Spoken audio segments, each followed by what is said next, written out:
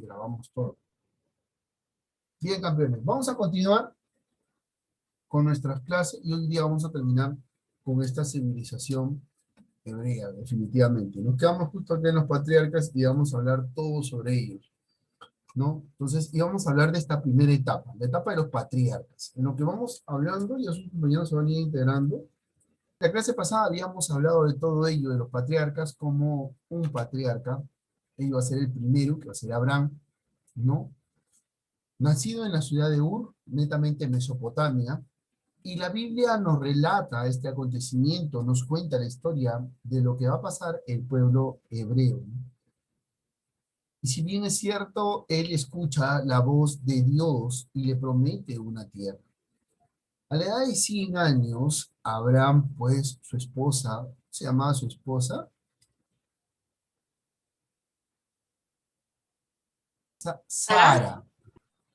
Su esposa se llamaba Sara. Y como ya los dos eran entrados en edad y no podían tener hijos, Sara le brinda a su esclava, a Abraham, su esclava se llamaba Agar, y producto de esta entrega, da como resultado su hijo, Ismael. Y Dios, a pesar de ser fiel con Abraham, con Dios, le concede la oportunidad de darle un hijo a Abraham, ¿no? Y él no se comprendía porque ya estaban entrados en edad. Y así Sara tiene un hijo llamado Isaac. Y tenemos dos puntos bien claros porque ellos después van a ser los protagonistas de lo que se avecina. Así que tranquilos, vamos a explicar poco a poco. Después de Abraham vamos a tener otro patriarca, que va a ser Jacob. Y Jacob va a ser hijo de Isaac, nieto de Abraham. Él va a ser considerado Jacob y va a ser llamado Israel. Quien se va a quedar a la muerte del abuelo, o sea, a la muerte del papá de Isaac, que era Abraham, a la muerte de Abraham, quien va a continuar el linaje o el legado que está dejando Abraham, va a ser su hijo Isaac, y no Ismael. Ismael se va a alejar, a apartar de Abraham, a raíz de que lo considera como su decisión, ¿no? Quien lo va a seguir en el liderazgo, ¿no? Supuestamente era el hijo mayor, que sería Ismael, pero Ismael no, sino Abraham escogió Isaac. Ismael, molesto, enfadado, se va, pero es descendiente de una promesa de Dios. Y Dios a él le promete algo muy importante, a él y a su madre. Y cuando él migra, ¿no? Se va a los desiertos de Arabia. Y es ahí donde va a surgir una nueva religión. Ojo, vamos a ver acá cómo se presenta también la cosa, ¿no? Pero quedémonos con el nieto de Abraham por ahora, que es Jacob, llamado también Israel, que quiere decir lucha con Dios. Este, ¿no? Se casa con Caldea y regresó a Palestina. Tuvo 12 hijos y fueron sus hijos de los cuales se va a armar las 12 tribus de Israel. Ellos van a ser los que van a fundar las 12 tribus de Israel. De una de las 12 tribus de Israel, ¿no? Va a estar también nuestro querido amigo Moisés. Moisés, ¿no? Y de lo cual nosotros hemos sido testigos de que se han representado en películas, en videos, tanto a Abraham, ¿no? Que sale con de la ciudad de Ur en Mesopotamia. ¿Por qué se representa a Abraham? Porque Dios le pide sacrificio, ¿se acuerda? Le pide sacrificio a su hijo. Y justo cuando él está a punto de sacrificar a su hijo como el carnero, ¿no? ¿No? Porque en este tiempo el carnero está representado en un animal y después, o perdón, el cordero. Y después el cordero acaba el tiempo de los sacrificios cuando dice, él es el cordero de Dios, o sea, el hijo de Dios. Con Jesús acaba todo ese tipo eh, de pagos, de ceremonias que brindaban los patriarcas a Dios, imagínense. Ahora viene Moisés. Moisés fue arrojado a las aguas del río Nilo porque había un emperador que estaba acabando, aniquilando con los menores. Y cuando estos se enteran, sus padres lo arrojan al río Nilo y una de las hijas del faraón lo encuentra, ¿no? Entonces le pone su nombre también a Moisés, el salvado de las aguas. Él va a liberar al pueblo de Israel o a los hebreos del dominio de parte de por parte de los egipcios. Recuerden ustedes que en este tiempo va a haber una sequía. ¿Se acuerdan de la historia de José? ¿Cuántos de ustedes se acuerdan de la historia de José? ¿Mm? Hijo de Jacob. Claro, José, hijo de Jacob, José. ¿Saben lo que pasa con José? Ojo, miren, ¿ah? José era el que tenía el don de poder interpretar los sueños.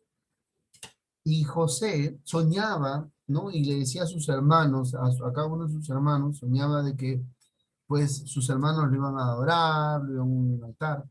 No, sus hermanos lo venden, lo arrojan, y hay toda una historia que José termina, pues, encarcelado en Egipto, y de ahí el faraón le pide, ¿no?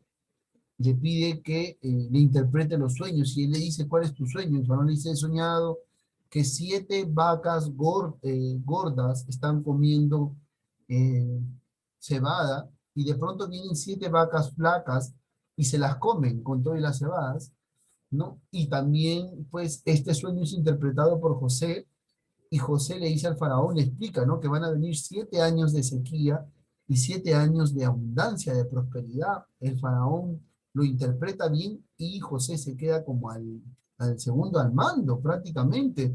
Lo hace su primer ministro, el faraón, ¿no? Y es ahí donde acumulan reservas. Los hebreos, este pueblo, que era nómade todavía, está pues yendo de sitio en sitio.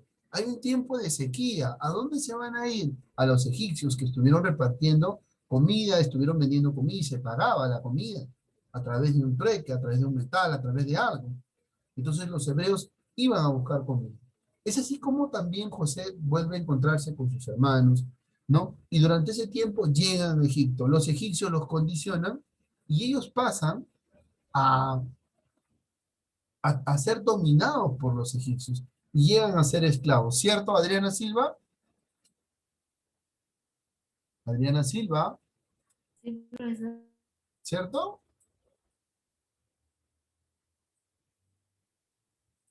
¿Sí? Adrianita, ¿qué pasó por ahí? No te noto muy contenta. Es que tengo problemas. Ah, ok, hija. Sí, como veo que te sonríes, me preocupa mucho. Digo, de repente debe estar pasando algo. No, Por lo profesor, es que tanto, tengo problemas. ok, hija, ok. Profesor, Adelante. ¿puedo ir a baño un ratito? Sí, sí, puedes, hijo. Ahora, ¿qué es lo que pasa? Moisés libera a su pueblo de todo egipcio, pero este pueblo fue castigado por 40 años por idolatría. Recuerden ustedes que Moisés pues concede, después de las 10 plagas de Egipto, le concede la libertad a su pueblo, el faraón, ¿no? Con la última plaga, que es la muerte de los primogénitos, cruzan, ¿no? En este caso, el río, ¿no? Con todo lo que Moisés había hecho, y cuando Moisés sube al monte a orar para ponerle condiciones al pueblo, Dios le da unas tablas y cuando él regresa de ver las tablas, su pueblo seguía adorando a dioses. ¿Y cuál era el dios que adoraba? Era un siervo, muy parecido al dios Baal, muy parecido al dios de los fenicios. Y este dios era muy popular, este dios Baal era muy popular en todo este territorio. Si bien es cierto, es el dios de los fenicios, es el dios principal, pero era el dios que era popular en estos pueblos que estaban cercanos al litoral, que estaban cercanos al Líbano, que estaban cercanos al territorio fenicio, y ellos adoraban, y Dios los castiga por 40 años a caminar por el desierto y empieza un nuevo éxodo. Moisés vuelve a regresar, Dios le vuelve a dar mandamientos, le vuelve a dar normas para que su pueblo convive y conviva bien, pero también lo castiga por 40 años, pues por idolatrías, porque este era un Dios que no quería que se erigieran estatuas o deidades, ¿no? Para nada, ¿no? Una vez llegado, pasados los 40 años, ¿no? Dios decide pues concederle a Moisés la dicha de poder ver la tierra prometida. Que no llega a él a la tierra prometida, que esta tierra prometida está habitada, que es Canaán, que está habitada, que también va a pasar toda una controversia, vamos a ver acá. Por eso hemos tomado un poquito ahí para que ustedes vayan viendo y si de repente tienen la oportunidad de leer ahí rapidito, vamos a ver un poquito de la historia, ¿no? Tras la salida de la ciudad de Ur, ¿quién los conduce? ¿No? Abraham llega a una tierra, este Dios del aporte, monoteísmo, solamente un solo Dios, lo llamaban Yahvé, y estos estaban conformados por clanes, que era su organización política. El que lideraba este clan o tribu era un patriarca, ¿no? El patriarca era el que conducía y que designaba las labores. La economía en este punto de los hebreos va a estar ligada al pastoreo, ¿no? El punto importante, la base de la economía, el pastoreo, sin descuidar que después va a aprender la agricultura, que son los fenicios los que le van a enseñar a trabajar la tierra, ¿no? Ojo, y que ellos van a encargarse de reverdecer algunas zonas de las montañas de Palestina. Vuelvo a repetir, monoteísta, su religión, un solo Dios, el Dios Yahvé, estaban divididos en tribus, en clanes, ¿no? Estaban liderados por un patriarca, era su organización política, la base de su economía era el pastoreo, quiere decir pastoreaban sus ovejitas, corderos en este caso, ¿no? Y también van a ir adquiriendo el conocimiento de la agricultura gracias a los fenicios y van a reverdecer algunos territorios en la parte de la zona montañosa del sur de Palestina. Por lo tanto, los hebreos van a permanecer alrededor de 3 siglos en Palestina. Durante ese periodo que van a estar enfrentándose a diferentes situaciones de violencia. ¿Por qué? Porque a la par tienen otras tribus, pues, en las cuales quieren ejercer dominio sobre ellos. ¿Quiénes van a ser? Los egipcios. ¿Quiénes más? Los fenicios. ¿Quiénes más? Los asirios. ¿Quiénes más? Los filisteos. ¿Quiénes más? Los hebreos. ¿Quiénes más? Los mismos fenicios también que le van a dar acogida. También se va a dar toda una situación durante ellos. Uno de los más resaltantes, en la cual pues estaba liderada por Jacob, esta tribu, van a migrar hacia Egipto y ahí se van a condicionar, porque van a estar sujetos a la dominación de los egipcios.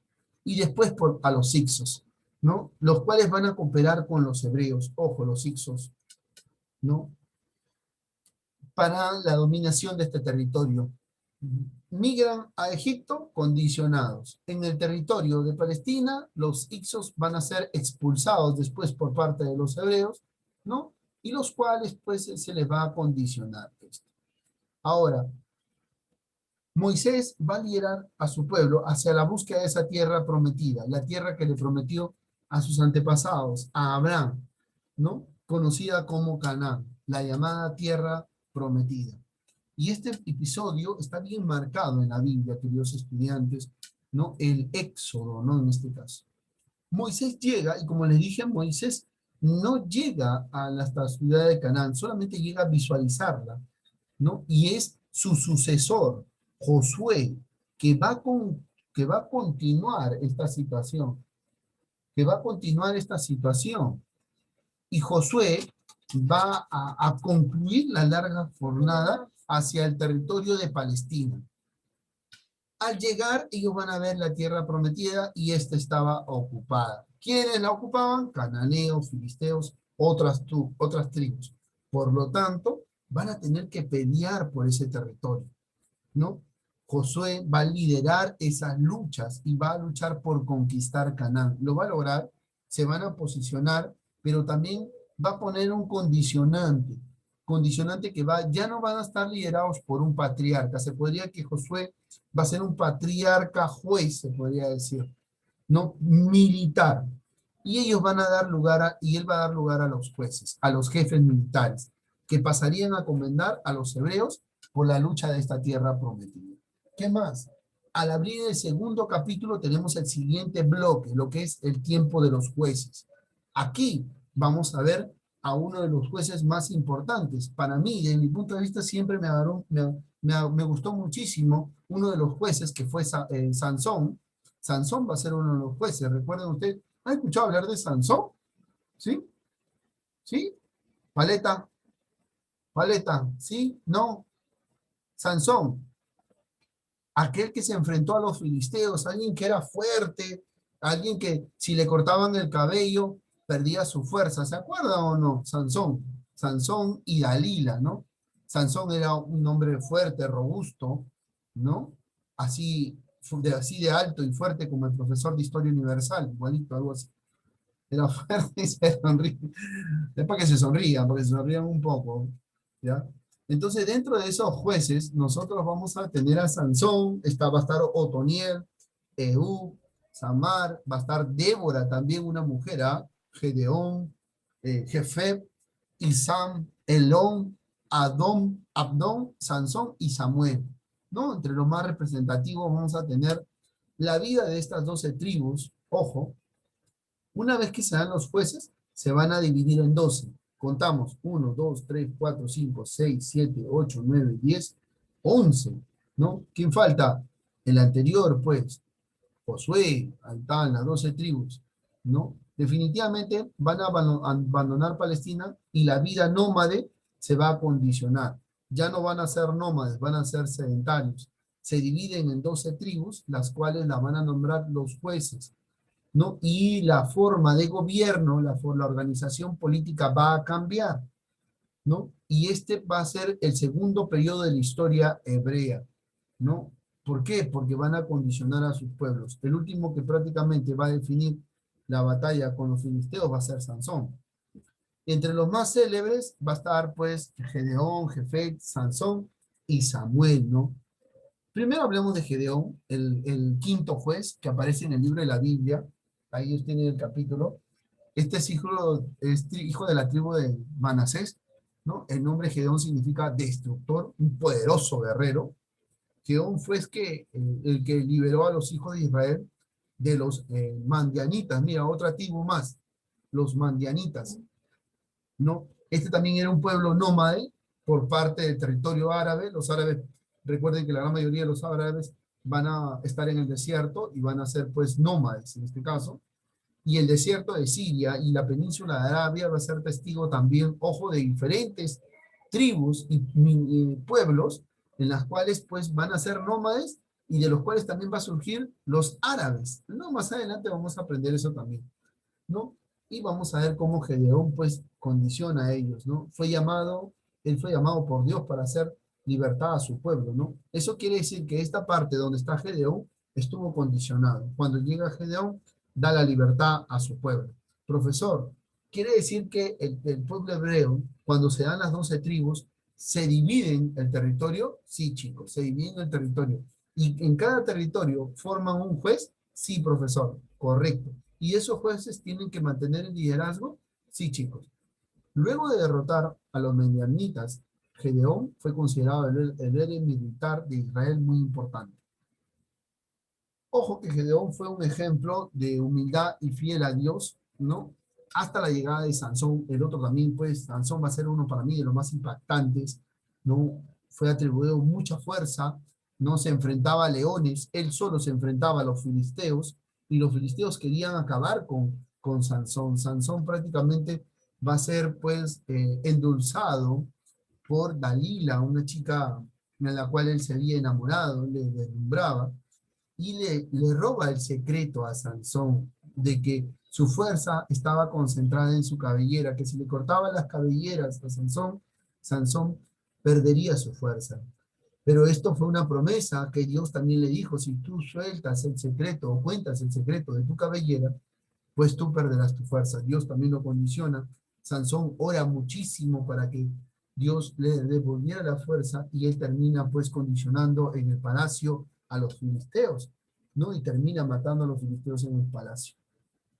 Casi el último de los jueces, por así decirlo, que va a ser Samuel, y que es una representativa muy importante, él va a continuar la lucha y el enfrentamiento con los filisteos. Profesor, pero los filisteos van a ser un talón de Aquiles. Recuerden ustedes que los filisteos traen a Goliat y lo enfrentan a David, y David pues aniquila a Goliat. ¿Se acuerdan o no? Y eso va a pasar más adelante. Estamos en el periodo de los jueces con Samuel, que va a ser el último juez de los filisteos. En él pues va a radicar un espíritu religioso, combatió tenazmente a las idolatrías, unificó a los hebreos, ¿no? Y reconocieron su autoridad, en este caso a Samuel. Con Samuel se va a marcar un periodo muy importante. Hasta ahí nomás llegan el periodo de los jueces, porque ahora va a pasar otro periodo, la historia del periodo de los reyes. Más tarde, para unir más al pueblo, porque Samuel los unifica, para que se unan más, para que centralicen el poder, ¿no? Y esto pues tenga un control en el aspecto religioso, en el aspecto político, en el aspecto militar. Van a darse las monarquías. Y el primero va a ser en este caso Saúl, el primer monarca de esta parte del periodo, de este tercer periodo de la historia de los hebreos. Saúl va a ser el primero. Y él va a marcar la historia, ¿no? De, de toda de esta situación, porque su máximo enemigo de los hebreos van a ser los filisteos, ¿no? Va a condicionar la existencia de Saúl porque él se va a condicionar su vida, ¿no? Va a condicionarse a sí mismo, ¿no? Se va a suicidar en este caso, pero quien va a continuar su labor va a ser el rey David, ¿no? David asume el liderazgo, ¿no? Quien él mata al gigante Goliat y va a ser uno de los reyes célebres en esta parte de la historia allá por el año 966 antes de Cristo, ¿no? David va a morir y en su lugar sería coronado Salomón, uno de los más sabios, ¿ah? Si David marcó un liderazgo, ¿no? Importante, ¿no? En la historia de los hebreos, ¿no? Salomón marca como el rey más justo, ¿no? Y una escena muy importante de que yo recuerde de Salomón, que he analizado, es cuando dos mujeres se enfrentan y le dicen, no, él es mi hijo, y a la otra, no, mi hijo se ha muerto. No, él es mi hijo, y dan fe. Y el Salomón dice, tú dices que es tu hijo. Y ella dice, no, tú dices que es tu hijo. Ah, muy bien. Salomón coge una espada y los iba a partir a los bebés en dos. Y yo digo, ya, se van a llevar un pedazo cada uno. Y justo cuando va a partirlo en dos, la verdadera mamá se sacrifica, que se lo lleve ella, pero no le haga daño. Y Salomón le dice, ah, muy bien, tú eres la madre y tú no. Salomón, muy, pero muy sabio, es Salomón quien manda a construir también el templo, para el altar para Dios, en este caso, y los fenicios contribuyen a esta ayuda porque Salomón tenía lazos bien estrechados con los fenicios. Imagínense, eran prácticamente vecinos y tenían buenos lazos con los fenicios. Y todo esto va a favorecer para que Salomón se posicione en esta parte de la historia, no de la historia de los hebreos en este caso. No, vamos acá. Ahora, Salomón se va a dejar pues presentar una situación, va a asumir una serie de impuestos al pueblo hebreo, condiciona con una serie de impuestos, y esto va a originar un descontento de la población definitivamente, va a conllevar a que después, pues con el paso de los tiempos, se deteriore la monarquía, ¿no? Y esta se sienta a su muerte de Salomón, se dividan entre dos reinos, ¿no? Y ahí empieza de nuevo las divisiones, en este caso. Fabricio, la división. Se da el primer cisma. ¿Cisma qué significa? División, fractura, ruptura. Se divide el reino de Israel por el norte, con su capital en Samaria, ¿no? Formado por 10 tribus, y el reino de Judea al sur. Y este va a estar constituida por 2 tribus, teniendo como capital la ciudad de Jerusalén. Para el año 721 a.C., ojo, el reino va a ser conquistado por los asirios. Aproximadamente 200 años después, el reino de Judá fue conquistado también por los babilonios. Al mando, el rey Nabucodonosor II. Esto va a condicionar una esclavitud en este periodo y constantes luchas en este territorio. A raíz de esta división que se van a dar los reinos, va a venirse una serie de decadencias, siendo dominados por diferentes pueblos.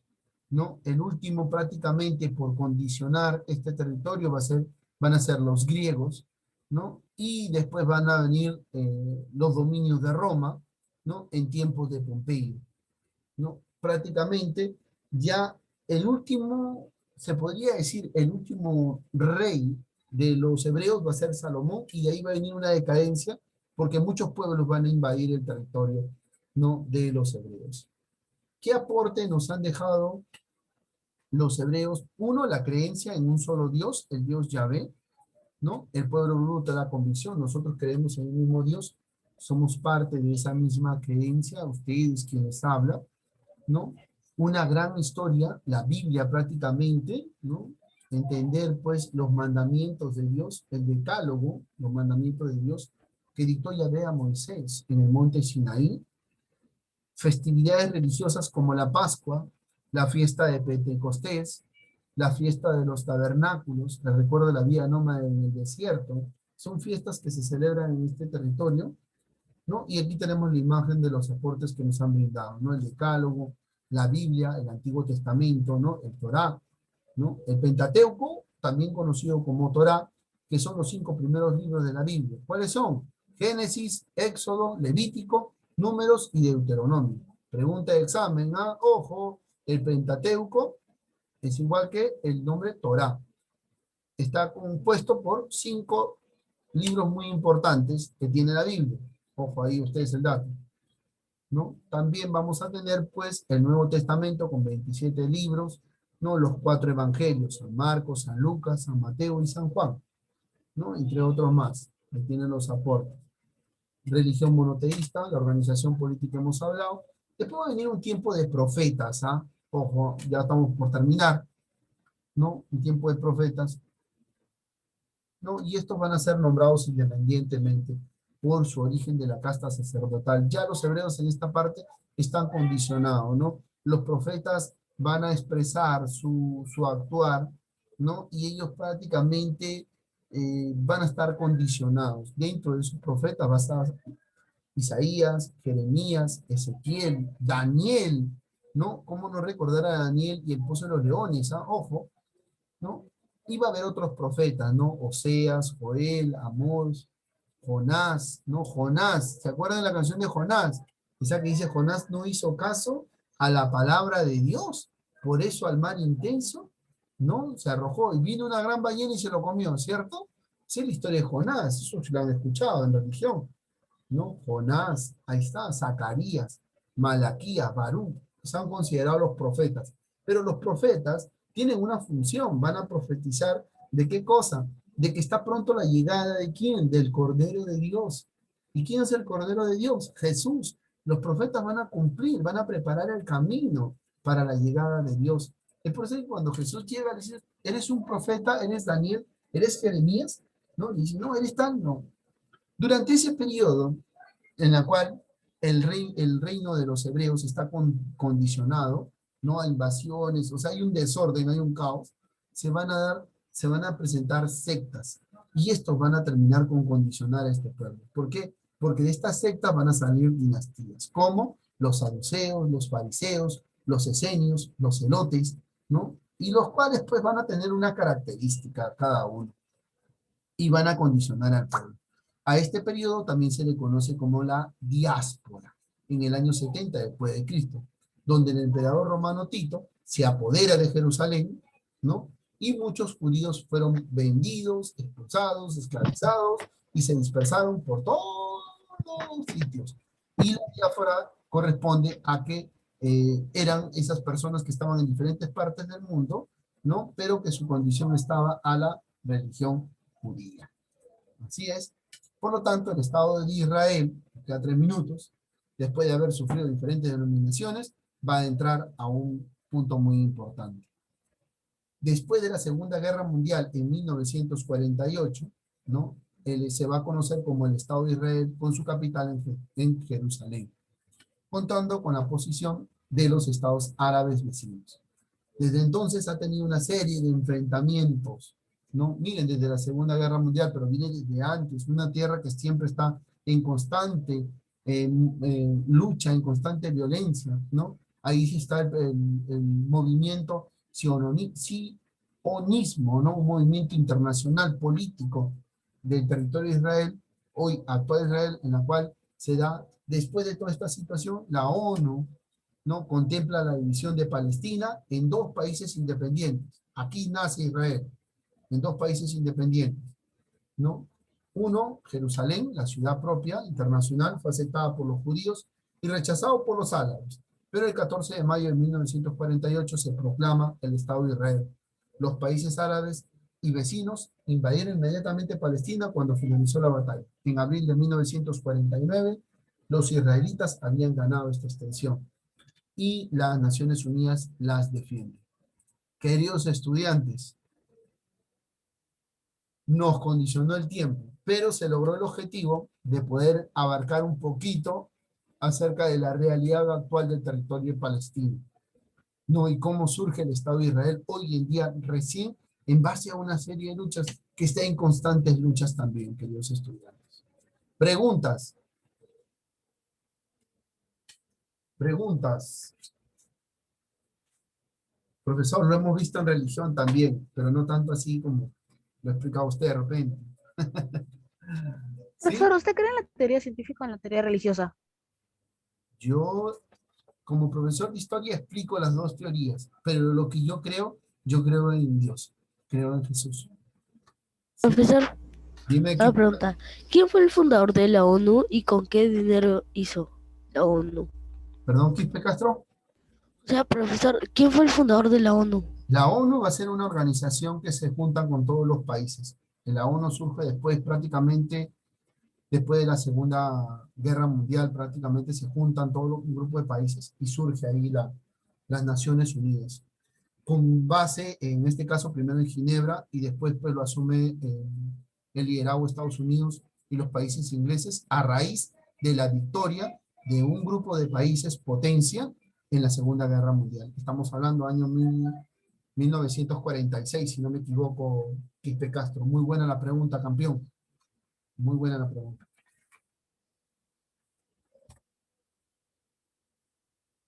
¿Una pregunta más? Bien, campeones, ya estaremos subiendo la extensión, o sea, la actividad a la plataforma para que ustedes la tengan, ¿sí? Sí, y la puedan desarrollar. Cuídense mucho. Nos vemos la siguiente semana, campeones. ¿Sí? Un abrazo fuerte. Dios me lo bendiga a cada uno de ustedes. Chao, profesor. Chao, muchachos. Chao. Chao, profesor. Profesor.